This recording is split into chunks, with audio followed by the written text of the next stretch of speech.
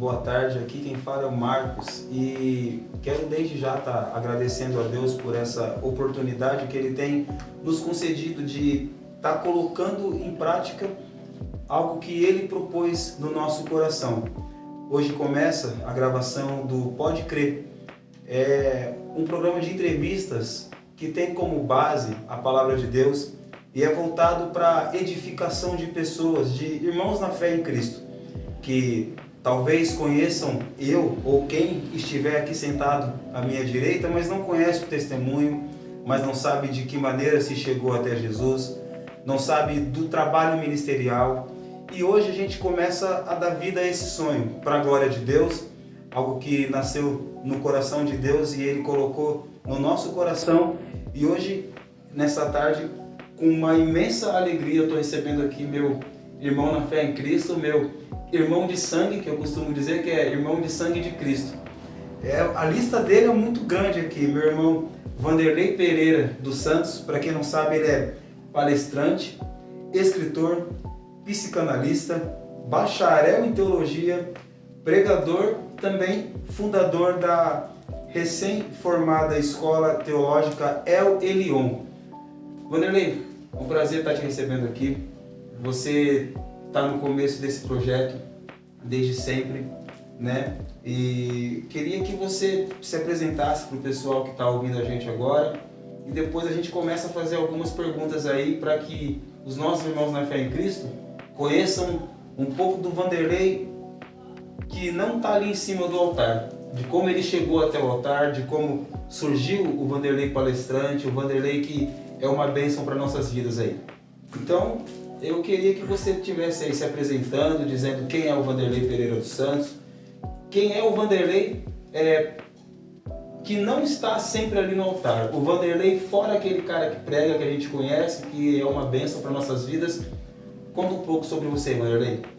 Olá, meus amigos, uma boa tarde para todos, a paz de Cristo, que Deus abençoe todos. Eu sou o Vanderlei Pereira dos Santos e gostaria de falar um pouquinho sobre o nosso trabalho fora do ministério, fora do altar, o nosso trabalho e também a nossa formação. Já visto que as pessoas pensam que nós só somos pastores, pregadores, etc. e tal.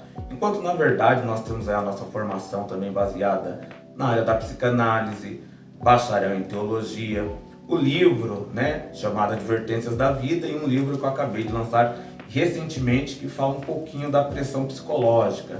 Este livro que está aqui na mão do nosso irmão Marcos, que fala sobre a mente de noites atormentadas.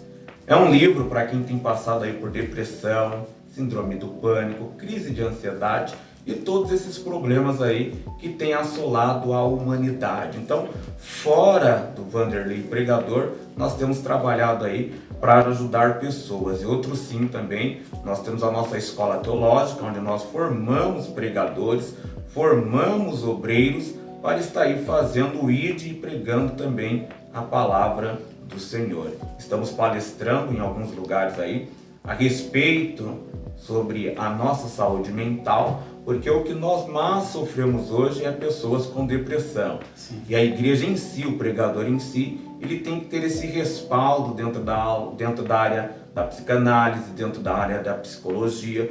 Tudo isso é que nós não aprendemos ali em cima de um púlpito. A gente precisa ajudar as pessoas ir além e dar um conforto. Então esse é o nosso trabalho fora dos altares. Amém. Então esse é apenas uma pincelada aí, né, do que o Vanderlei faz ali extra o altar, que na verdade acaba sendo diretamente ligado ao seu ministério, né? Porque isso. Acaba ao ministério de quem prega a palavra de Deus, que é ajudar pessoas. E o título desse livro, ele é um título bem intrigante, né? A mente de noites atormentadas. Leva-se a crer que se refere a pessoas que passam por depressão, por crise de ansiedade.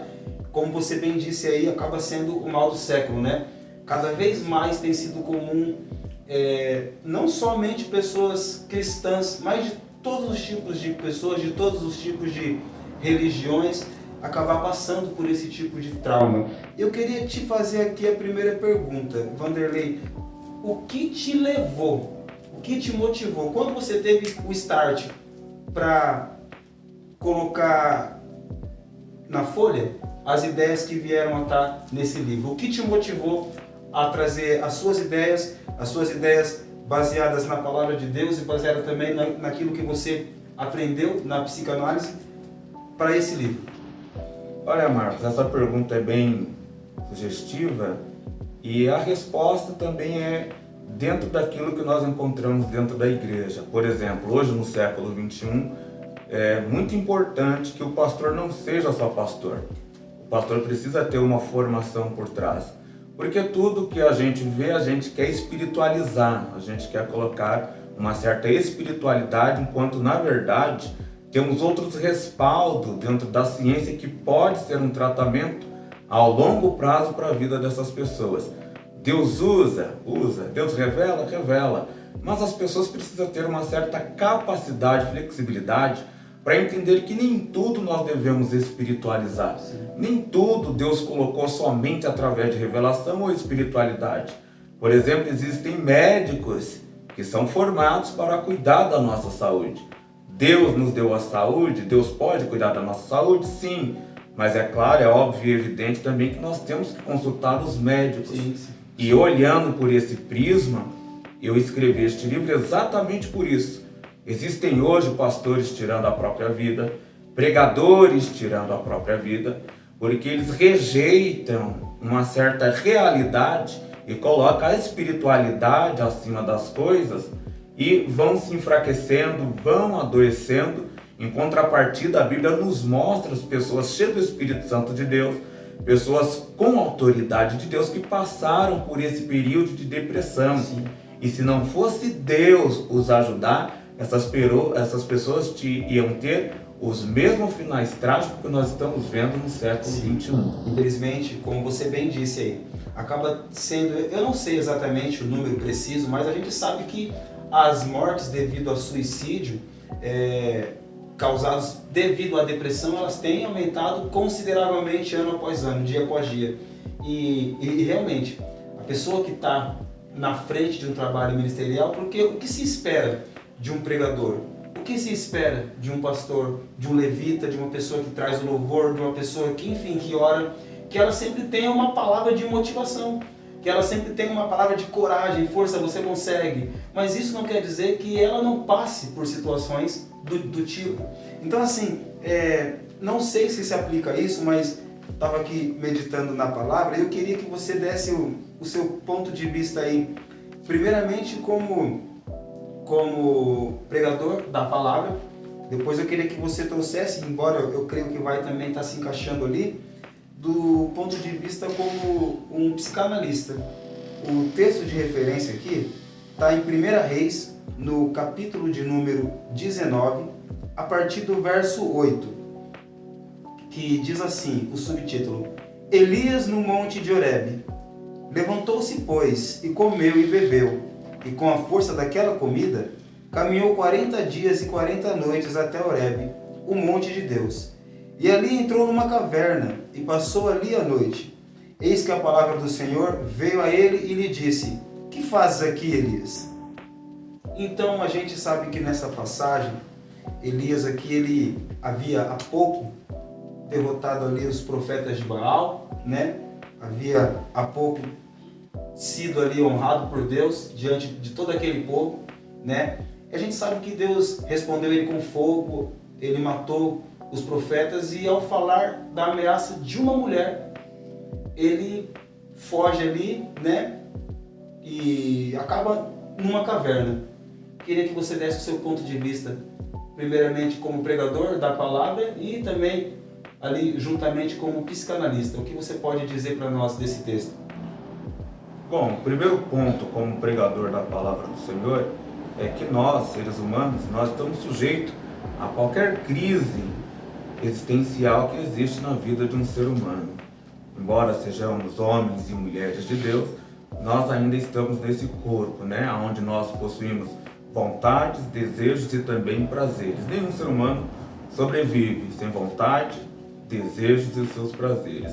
E Elias, como um homem de Deus, tem as suas vontades, tem os seus prazeres, tem os seus desejos, e uma certa determinada área da sua vida, ele vence os profetas, mas ele sabe que é só ele lutando contra uma multidão de idólatras, ele sabe que é só ele lutando contra uma geração iníqua, um governo ruim, uma sociedade ruim, e isso com certeza foi passando para dentro da psicanálise ou da psicologia do profeta Elias.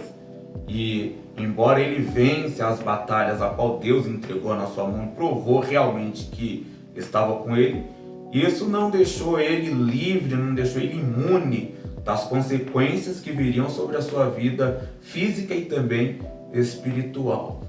E Elias, quando ele vence essas batalhas, algo fica dentro dele. Até quando eu vou ficar lutando contra esse sistema apodrecido? Se sente meio que lutando sozinho, né? Dando murro em ponta de faca. Exatamente. Nós somos assim. Sim. Às vezes na nossa caminhada, a gente ora, a gente busca, mas a pergunta dentro da nossa calada da noite, no nosso quarto, é: Senhor, até quando?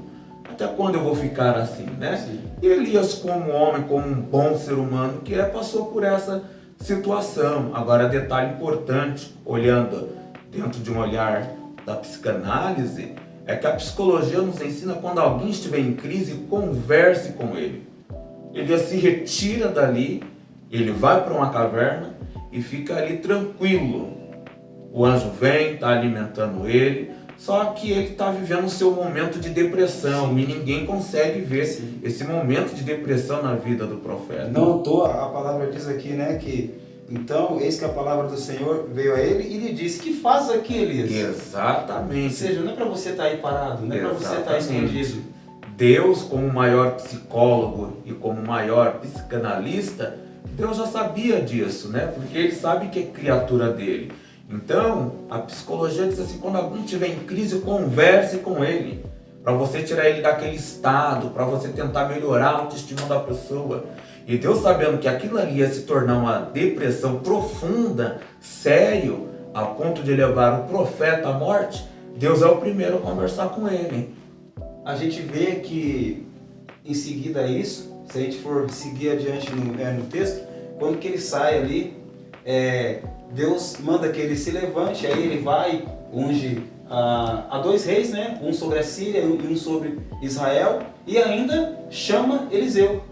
Né? Isso. Então, assim, a gente às vezes acha que é o fim, que deu a nossa conta, que a gente já não aguenta mais, e é Deus mostrando aí na palavra que caminha, tem coisa para você viver ainda. Verdade. Agora, uma outra pergunta, acho que ficou bem claro aí, né, o ponto de vista da psicanálise e, acima disso ainda, o ponto de vista da palavra de Deus sobre essa situação. E agora eu queria que você contasse. Eu me recordo que mais ou menos 15 anos atrás eu te ouvi pregar pela primeira vez numa festividade de mocidade lá na Assembleia de Deus Madureira, com o pastor José de Almeida, e ali eu nunca me esqueço o título que você colocou naquela pregação: é possível adorar no vale, né? Uma pregação que marcou muito assim na minha vida. Eu lembro que você contou ali um testemunho particular da sua família, né, o qual você pegou por base ali para dar a referência daquele texto. Mas, Vanderlei, você nasceu em berço cristão? Ou se você nasceu, teve um período que você ficou longe dos caminhos do Senhor, como que você teve um encontro com Jesus? Na verdade, a minha família é do berço cristão. Meu pai, minha mãe são pioneiros aí das Assembleias de Deus, e eu me encontrei com Cristo a partir de 17 anos de idade. Sempre fui uma pessoa que tive as minhas próprias opiniões, nunca aceitei a opinião de ninguém sobre a minha vida, e isso para mim foi muito importante, porque na época em que surgiu as baladas, os bailes, eu sempre tive meu pé no chão. Não é não, sim é sim. Não tinha ninguém que fizesse eu mudar de ideia. E eu posso dizer que isso já era Deus tratando algo em mim, porque Ele sabia de algo que Ele iria me dar. Então, assim quando os meus pais, as minhas irmãs já estavam no caminho santo do Senhor, quando eu estava aí entre os 17 para 18 anos de idade, eu aceitei a Jesus, né? E é claro que na nossa vida a gente vive altos e baixos. Tem um momento que a gente está animado e tem um momento que a gente está totalmente desanimado. E bem lembrado essa da pregação aí, eu fiz uma referência ao meu irmão que foi assassinado no ano de 2004. E eu lembro que a minha mãe, algumas vezes eu encontrei ela orando e ela falando assim: Deus, permita que o meu filho viva até onde o Senhor quer que ele viva. Se o Senhor querer recolher ele, recolhe, mas se não, que o Senhor faça a obra na vida dele, mas não permita que ninguém, pior do que ele, ceifa a vida dele. Imagina o coração da sua mãe. Isso. E isso para mim ficou gravado, né? Na oração dela, e por confiar em amizades, baladas, drogas, a bagunça toda, meu irmão deixou se levar por confiança de amigos. E acabou que em 2004 os próprios amigos ceifaram a vida dele e a família perdeu toda meio que uma estrutura. Porque todos, né? Era um filho que toda a família se apoiava, era amor, era carinho, era tentando ajudar.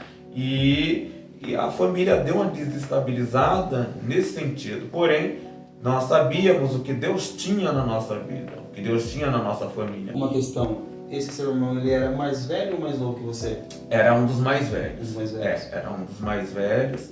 E, inclusive, era a base de amor da família. Todo mundo rodeava perante ele. Como assim a base de amor? Só para quem está ouvindo poder entender melhor assim. A base de amor era o irmão mais carinhoso, era o irmão que mais procurava, era o irmão que mais abraçava, era o irmão... Entendi. Se tivesse uma festa, tinha que estar ele. Então ele era a base do amor da família. Era o protagonista. Era das o protagonista, festas, isso. Em todos os quesitos que a família passava, era por ele e para ele que a família trabalhava, fazer o melhor para tentar resgatar ele dessa falsa amizade, da ilusão a qual ele não via. Então acabou se tornando aí a base do amor. E quando ele faleceu, quando a vida dele foi ceifada, abalou muito a estrutura familiar. Mas nós sabíamos qual é o caminho que Deus tinha preparado através da minha mãe, através do meu pai, através dos meus irmãos. Tanto é que antes do corpo dele chegar no velório, toda a família, até que fosse feito todo o trâmite de trazer o corpo dele para a nossa residência, que naquela época podia fazer o velório na residência, e toda a família foi para o culto adorar a Deus. Isso é o corpo dele chegar. Adorar, quer dizer, literalmente vocês foram adorar em meio à dor. Eu me lembro de quando que você ministrou essa palavra, eu me lembro assim de alguns detalhes. Por exemplo, a igreja aos prantos, muitos glorificando, as irmãs do ciclo de oração chorando. Me lembro da irmã Marta chorando copiosamente, o pastor Zé de Almeida, sabe, com uma expressão bem, poxa, pelo que essa família passou. E a menos para mim ali, era como se eu estivesse vendo o seu ministério começando a engatinhar, né, acerca de pregações. Hoje, você prega em vários lugares, embora você não goste que te chamem de pregador, mas né, a maioria das pessoas acaba te conhecendo pelas pregações que você faz e tal, né? Poucas pessoas conhecem o Vanderlei, que é professor, o Vanderlei, que é psicanalista, que já me ajudou, inclusive, né, através da psicanálise. E agora, Vanderlei, mais uma pergunta assim, que eu queria que você compartilhasse com o pessoal que está assistindo. Conta acerca, se você puder escolher uma, e se você puder falar, claro, a sua experiência com Deus mais impactante, para que pessoas que estão ouvindo agora, que de repente não tiveram um encontro com Jesus, ou já tiveram, mas estão num momento difícil, estão num momento de cansaço espiritual, mental, físico, e que não que querem abandonar o barco, não que querem desistir da caminhada, mas que a contraforça, né, o peso da jornada acaba criando esse tipo de pensamento, acaba levando isso, porque na grande maioria das vezes não é que as pessoas querem parar, o contrapeso vem e às vezes a gente acaba não suportando. Então eu queria que você contasse, se você puder, alguma experiência com Deus, para que pessoas que estão passando por esse momento agora possam estar ouvindo. A maior experiência que eu tive com Deus assim já foi baseada através da palavra. Existia uma rádio aqui em Mogi das Cruzes que chamava Rádio Alegria. Eu gostaria até de deixar aqui um recado, um abraço aí para o meu amigo, companheiro Rogério Nagali, que foi um dos pioneiros que através de quando ele fazia essa programação na Rádio Alegria, foi onde eu consegui ler a Bíblia por no mínimo 2 vezes por completo através de quando ele fazia a programação dele. Até hoje eu falo isso para ele aí, para mim é um grande exemplo a ser seguido, né? E eu consegui ali, a partir dali eu consegui encontrar Deus através da palavra do Senhor. Para mim foi impactante, por quê? Porque às vezes a gente colocamos regras de como nós devamos buscar ou conhecer a Deus. E a realidade é que ninguém conhece a Deus ou tem um relacionamento com Deus a não ser através da sua própria palavra.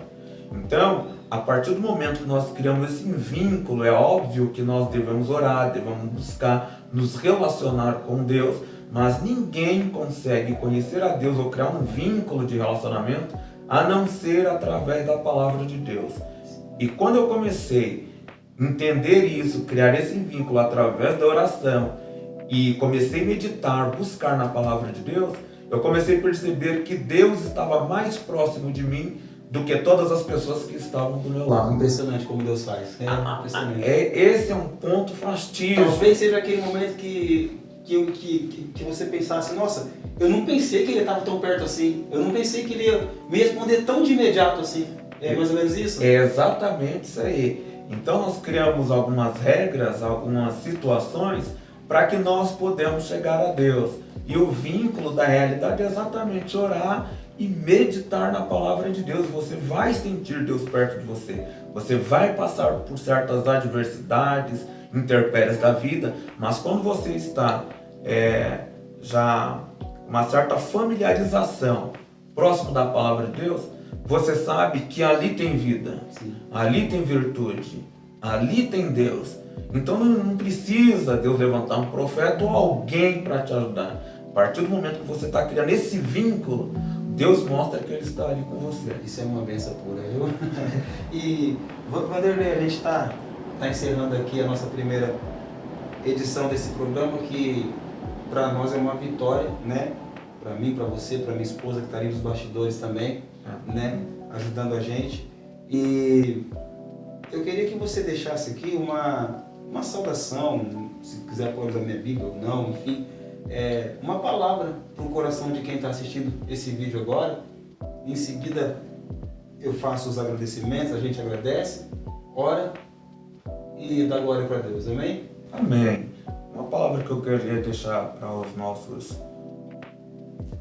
ouvintes e também aí quem vai nos assistir é o livro de 2 Crônicas 15 e o versículo de número 7, que diz da seguinte forma: mas esforçai-vos, não desfaleça a vossa mão, porque a vossa obra terá uma recompensa.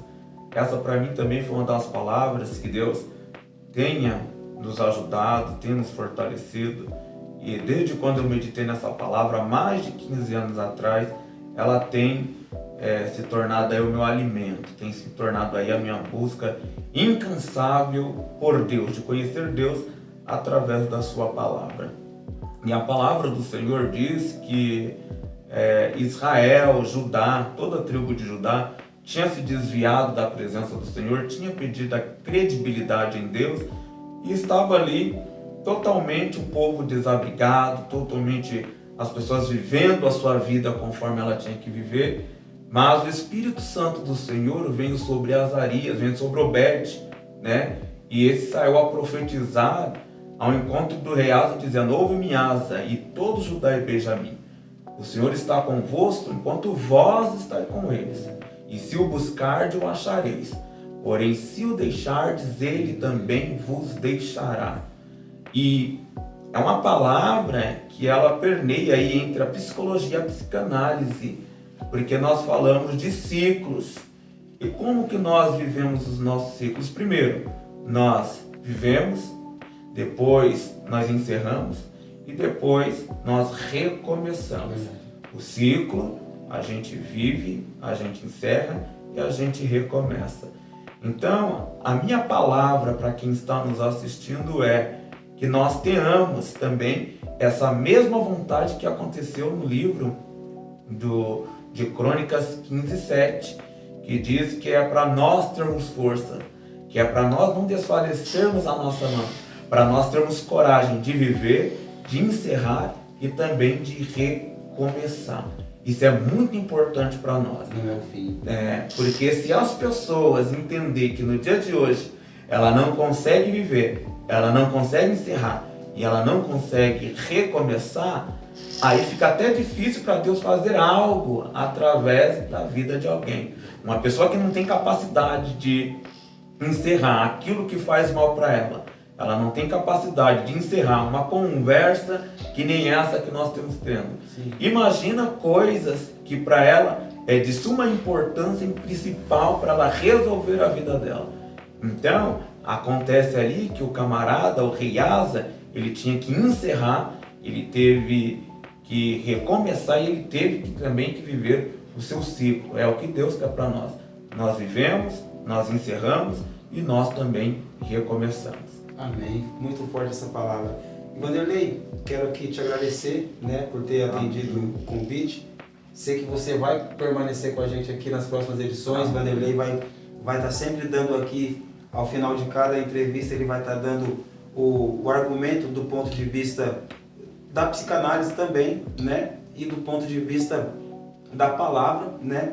É para isso que Deus chamou ele, para estar ajudando a gente nesse ministério, através do conhecimento que Deus tem dado para ele, através da busca que ele tem tido aí, juntamente, buscando sempre fervorosamente pelo ministério dele. E Vanderlei, como é que faz se alguém quiser conhecer seu trabalho, se alguém quiser contratar as aulas de teologia, conhecer a escola El Elyon?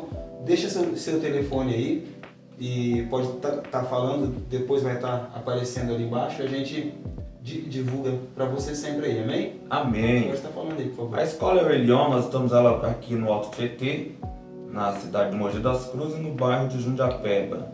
Nós temos 2 núcleos teológicos aqui em Jundiapeba. Um é aqui na Avenida Lourenço de Souza Franco, número 2010, a igreja Templo Sala do Trono. Todas as quartas-feiras, a partir das 19 horas, a escola El Elyon está aí lecionando no básico. Temos outro núcleo também aqui dentro de Jundiapeba, que é na rua Adriano Pereira, número 1005, a partir das 19 horas, na igreja Jesus é a Arca. Esses 2 núcleos nós estamos trabalhando aí com o núcleo básico, mas nós também temos o núcleo básico, bacharel, médio, capelania, juiz de paz eclesiástico e outros cursos a mais.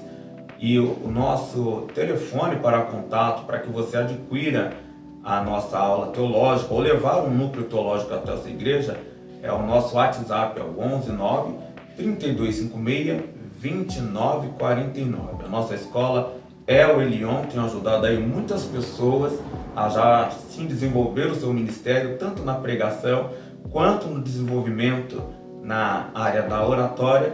Estamos aí lecionando. Então você pode nos procurar aí, a escola El Elyon, e também nas nossas redes sociais. Amém.